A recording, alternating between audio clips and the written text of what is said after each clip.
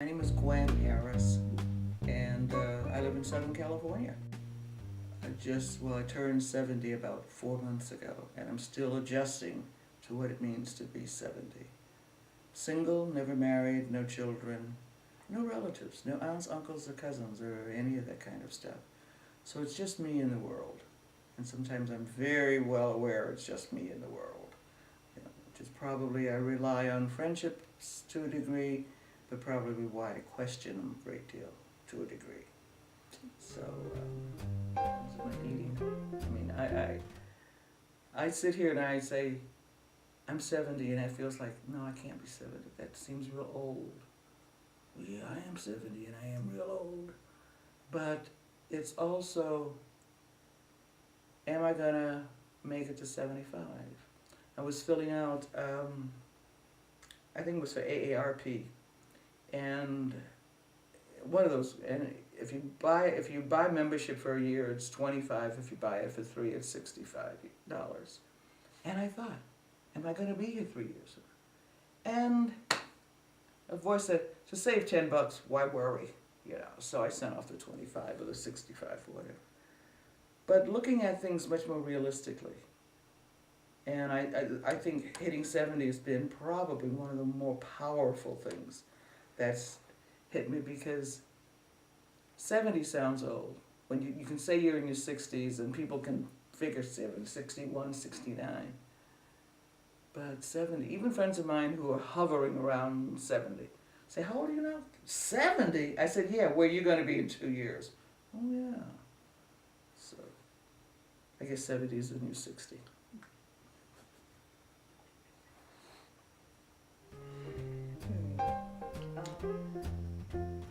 Even as a kid, I was always medically scared of stuff.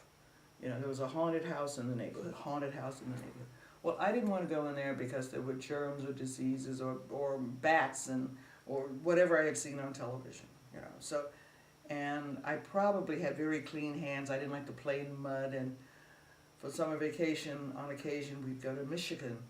And, my godmother would say, take off your shoes and socks and run in the grass. I thought, why? It doesn't sound like fun. So, and then I guess health, and probably I wasn't even aware of it, but when I was about 3 or 4 years old, I did have the whooping cough. And it must have been so severe that neighbors called the health department or whatever. So the ambulance came and took me. And they wouldn't let my mother come with me. This much I remember. And I had a Raggedy Ann doll that to this day I love Raggedy Ann. That they wouldn't let me take my Raggedy Ann doll. So I remember going to Cook County Hospital in Chicago and lying in bed in what seemed to be a large ward full of all these kids, all of us coughing. And I remember looking up at this window, the ceiling, and there was a window there. And I could see the night fall. And I remember crying. And I remember at 3 stopping myself from crying and saying, I'll not cry again. And then I started playing with all the kids. We climbed in and out of bed, run up and down the hall in the hospital. I was convinced somebody down there had TB because that's what they told us. I'm 3. I'm sure they didn't put TB in with communicable, but who knows at that point in time. And I remember when my mother came to the hospital to get me. This was 6 weeks later. When you think about it, not seeing your mother for 6 weeks, no visitors. And I remember the nurses were washing my hair. And my hair started to rise as they were washing it. Well, I knew my hair rose. I don't think they knew it rose. So they said my mother was coming. And you wonder, how do kids get this notion? But somewhere at 3, I wanted them to describe my mother. Because I didn't want them just to give me to somebody else. Now, how do you get that notion? So they didn't see my mother. They didn't know. They just washing my hair.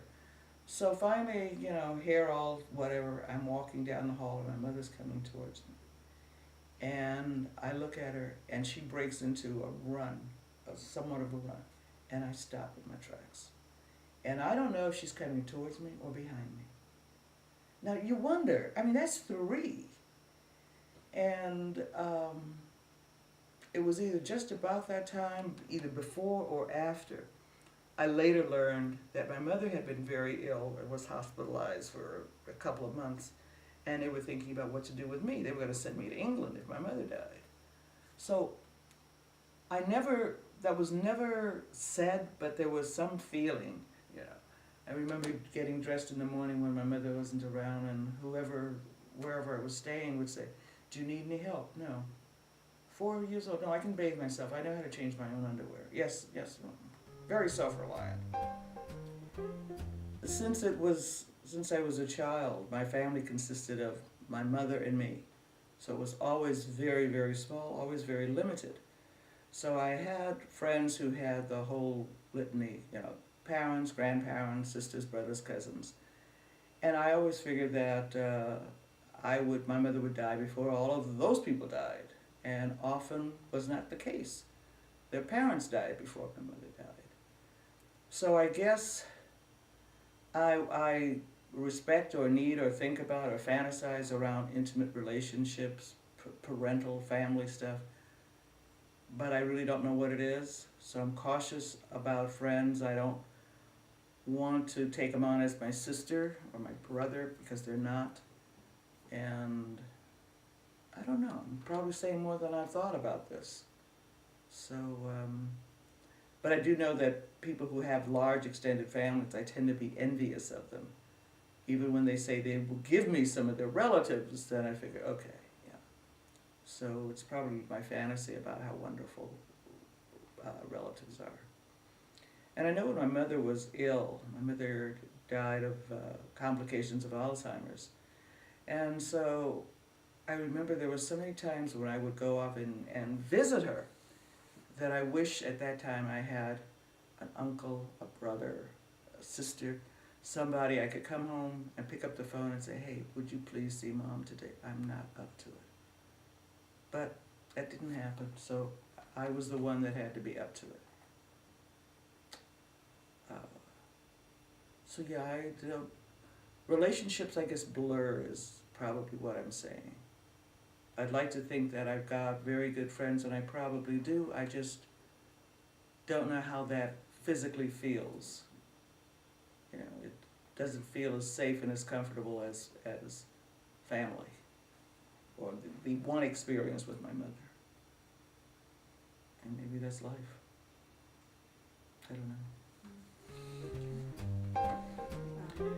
My parents were divorced when I was very, very young, like 2 years old. My father was an American and he was in show business.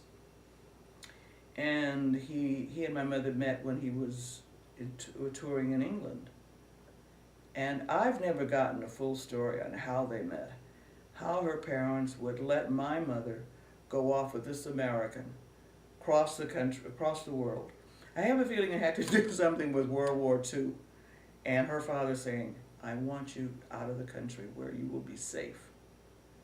So my mother was a very young, immature soul, and she thought, to go to the States, that's fine. And I think when she got here,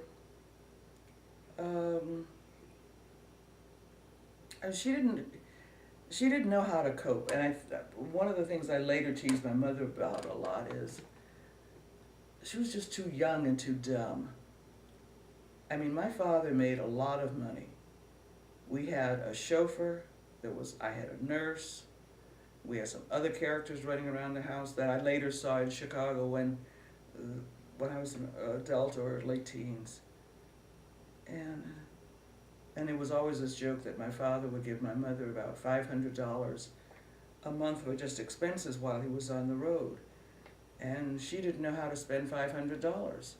So she'd go out and buy, 3 or 4 outfits for me and 3 or 4 outfits for herself in the course of a day, and then the $500 was gone, And then so she needed more money. Or they said one time she wanted to cook a special dinner for some friends, and so she got a chicken. Didn't pluck it. Just cooked the whole chicken with feathers on it. So, anyway, that was my mom. Somewhere along the line, I remember going to Catholic school at 2nd grade and wanting to be an altar girl. Because certainly they didn't know whether those were boys or girls since they wore long skirts. What the hey, I want to be an altar girl. And then I found out, no, you can't do that. Then there were a couple of girls in my class I just thought were bright and beautiful. And then I remember at some point I went back to public school. It's probably because I didn't like Catholic school. And I remember writing a letter to Evelyn. And Evelyn, if you're there, hello. Oh. And so I wrote this letter, a note. Dear Evelyn, I love you. Do you love me? Circle yes or no. 3rd grade. And she wrote back, yes, she loved me. And as I tell the story, I'm sure the next day her family had moved to Colorado or someplace from Illinois. And then, it didn't stop me, but I knew there was a couple of people that I was really interested in. Because I thought, I didn't know that was being gay. I didn't realize there were boundaries about who you could love and who you couldn't, or who you could feel warm towards and who you couldn't. And so that was about 3rd or 4th grade, and I knew I was attracted to. Then I was attracted once again at 6th grade, and I hadn't learned my lesson, so I wrote another letter to another young girl. And I asked my best friend to give it to her sister. And my best friend gave it to her sister, then came back and said, my sister says girls don't write letters like this to other girls. Well, then I learned, okay, this is not okay. I didn't know why it wasn't okay. I just knew something was wrong. So I remember at some point trying to talk to my mother about this. And my mother had gone to school in England. And the term that she used, well, everybody had a fag in school. Fag was like your best friend or something, but I think they used the word fag. And my mother just saw it as just naturally growing up, that you have a very good friend, that this is your friend, and you do everything with. We did not talk about physical things like sex or anything like that, because I wasn't even understanding that myself. But, so yeah, I was interested very early on, and then I knew it was wrong or not okay, and so I think I started hiding. And I think to put that in probably a better context too is, I think I was always trying to be like the regular kid. I think I may have said to others, I spoke with an English accent at one point, so it was very important that I lose the English accent. It was very important that I learn to blend in to the American black scene. So that's what I did. So I think at some level I knew I was attracted to girls, because I had some friends who were really close friends that I knew I was attracted to, and I knew I could not do or would not do anything to jeopardize the friendship. So it was very important for us to move. I don't think I was aware of just how important it was around my gay issues, my lesbian issues. But I do know that I think within a year of being in California, I had my first lesbian relationship. And it's sort of funny when I call it lesbian, is that I'm sure she had never been with a woman. I mean, we were 17 or 18 at the time. And that was an interesting relationship. But I didn't feel like an adult in that relationship. She was, I guess I have to stay away from people. At that point, I had to stay away from anyone who was pushy, aggressive, demanding, because I guess that tipped the scale as to who am I if they want me to do this? Is this me or is it them? So, I mean, it was a volatile relationship. But it was also a relationship that wasn't going anywhere in the way that I wanted. I mean, I wanted to go to college, I wanted to get a degree, possibly get a master's, and I think she just wanted to sort of settle down, pre-bachelor. I said, no, this is not going anywhere. So for a while. It was interesting too. Once I got out of college, I was working and I had this relationship with a woman, and we sort of alternated, or I alternated. Maybe she did too. I would see her one weekend, and the next weekend I would party with the girls and the boys that I worked with, and we would have a party, a drinking bash. Everyone was straight, or at least everyone behaved as though they were, even me, even I. So I guess that's how I was was coming out. Not totally, but 50% of me was coming out 50% of the time. But I didn't go to gay bars. I didn't know there were gay bars. I didn't know there were other folks out there like me. Growing up, I saw a couple of women in my neighborhood that people identified as, oh, that's that funny one. And so I didn't like the way they looked or they were looked at. They were entirely too masculine. And, whatever gentle quality they had, I guess you'd have to know them to see it. So, yeah, that was interesting, a real interesting period. Still is. Oh hell, I was in my 30s.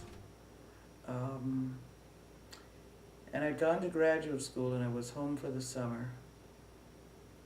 And I'd gone through a breakup that was a lot of my doing, and therefore a lot of my undoing. And my mother didn't know what I was going through. She knew it was something profound, and I think it scared her. I think she thought I might have been suicidal. So at the point I sat her down, in fact I remember we were going downtown Los Angeles, and I told her, by the way, Mother, blah, blah, blah, blah, blah. Long silence, long silence. Must have been 25 minutes of silence, and then finally she looked up at me and she said, does that mean you're going to change how you dress? No, Mom, it doesn't mean how I'm going to change how I dress. So I don't think she really grabbed or gathered. I think she was more concerned, as I said earlier, about someone hurting me, about all the horror stories, and about homophobia, and bad women who can beat up other bad women, etc. So, I'm long-winded, aren't I? Well, I left Chicago. My mother and I left Chicago when I was 18, right out of high school. And in terms of why we came to LA, and I will get to your other questions, in terms of why we came to LA, we lived in an apartment building in Chicago, near the University of Chicago. And I swear it seems to me everyone in that apartment building was moving to California. The Latino family was moving to Los Angeles, the Indian family to Palo Alto, the Japanese to San Francisco.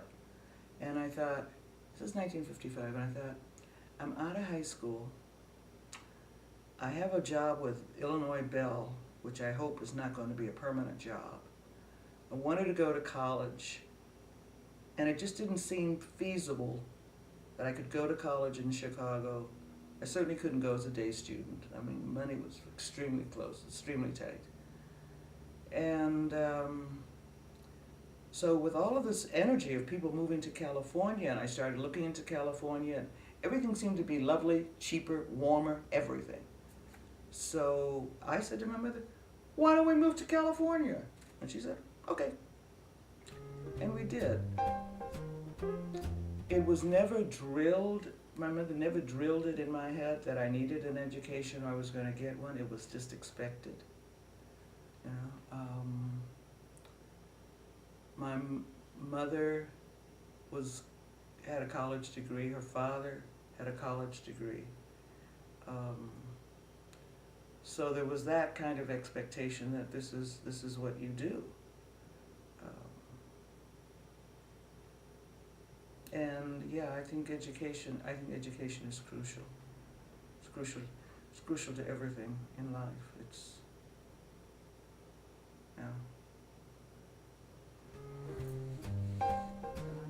I've not been in a relationship for over 20 years. Yeah. I think probably 10 or 15 years ago I would have attributed to my health. Well, I've had a series of breast biopsies, so I'm scarred. I've had a couple of heart attacks, so I don't know what my endurance is. I've got bowel bladder problem. I'm saying that on camera. And so that's a problem. So the easier way, the conforming way is just to back off. And for instance, suppose you were to meet someone who's in the same situation as you are, medical condition, what would you do? And I said, leave them alone. I would leave me alone, I'd leave them alone. So, it's a nice fantasy about having a significant person in your life. That's wonderful. It's what I think a myth that we all believe we need to pursue in some fashion. But it takes work. It takes hard work. And I don't know if I'm up for the fight. I remember when I was going to cardiac rehab right after the heart surgery, the heart attack, I sort of cornered one of the nurses and said, why don't you guys ever talk about sex? This is an important issue about when is it okay? Because, you're looking around, most of them are men who've got a long scar where they had this done, and few women. And I said, we need to know about this. And the nurse looked at me, and very gently she said, if you can run up a flight of two stairways, and not be out of breath, it shouldn't be a problem. Well, then I knew I'd have to hang up my reins there for sure. I walk with a cane, ain't a way in the world I'm gonna run, So I said, well, goodbye. But recently I have thought about talking to my cardiologist and saying, they don't talk about it in cardiac rehab, but I think it's an oversight. There are social workers that should be talked about. And I said, I need to get a handle on this. Whether I want to pursue it or not is one thing, but blocking it, because I've gone to parties and I've sat next to a woman, and we've had a great conversation. And then I get up, and I'm sensitive to the fact that I've got to look around for my cane, and then I make a negative stereotype about what she perceives in that. And it's like, she probably thinks, what a jerk. She was so great. She didn't say goodbye. She didn't say anything. And I didn't. And so I'm going to have to buy this tape from you, so you're not going to show it to anybody.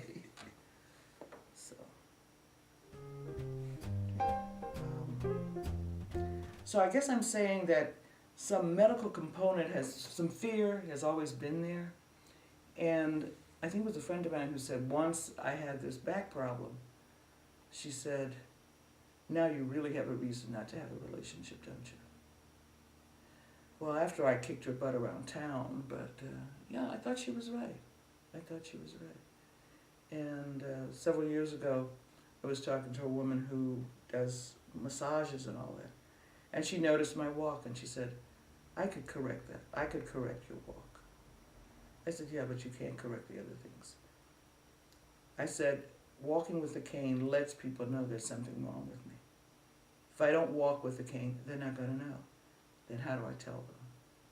How do I tell them that, I don't know, I got all these medical problems? Yes. Wow. So it's kept me at a distance from people. I remember at one point I met this woman who said, if we ever happen to go to bed and I have a seizure, don't call 911. Well, that scared the shit out of me. I wasn't about to do anything after that. So, and then, there are enough diseases out there that makes a person pretty cautious anyway. I met this one woman, we were talking about our fear of illnesses, and she said, have you ever had crabs? When I had crabs, I said, oh my God, I'm not even thinking about those kinds of things. So, I think it's all fit in very neatly. I'm well aware that I'm not unhappy, and I like my life. I could enhance it a great deal by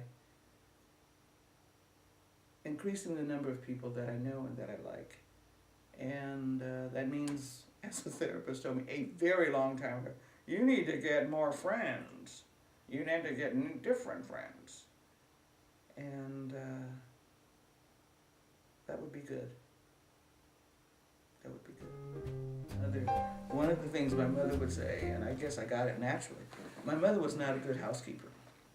So she would say she was going to write the great American classic whenever she got her house cleaned up. Well, of course, she never got it cleaned up.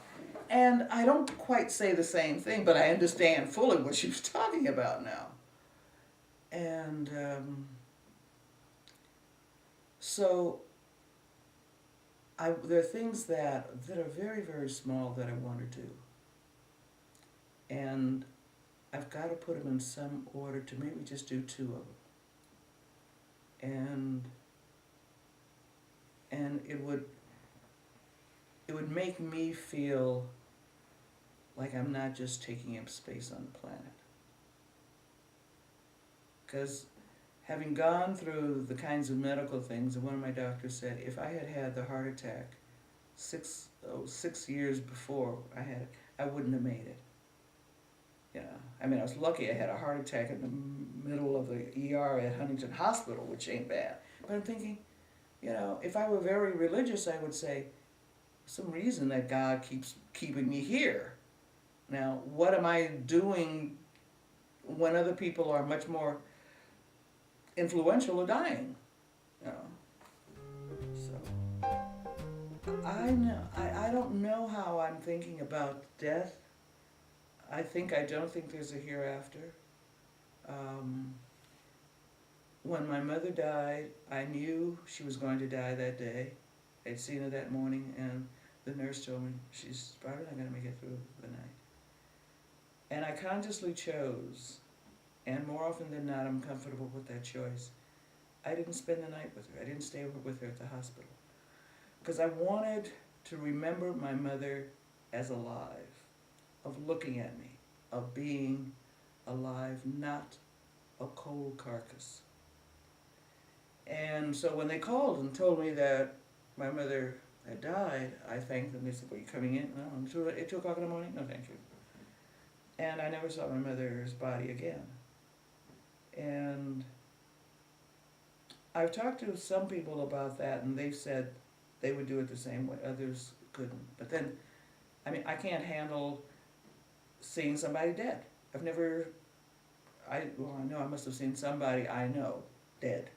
But I can't think of anybody that I've known who died. So, I don't have an issue with being dead, if that makes sense. I just don't want a doctor to come in and say, you got 6 months to live, and this is what's going to happen, and, you know, by the time the 5th month is here, you're going to be this big, and you're going to be a piece of dust. Let me go quietly in bed at night. No drama. And I'll see what's at the other side. Maybe there's a whole other world out there.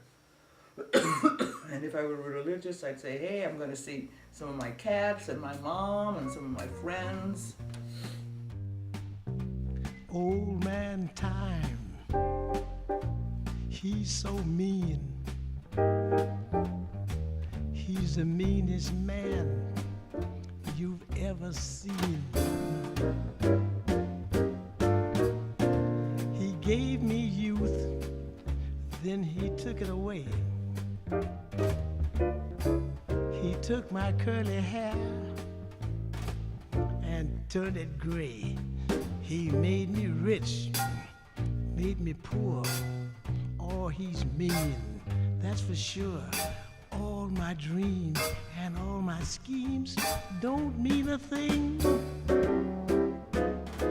He gave me beauty, charm and grace, then put wrinkles in my face.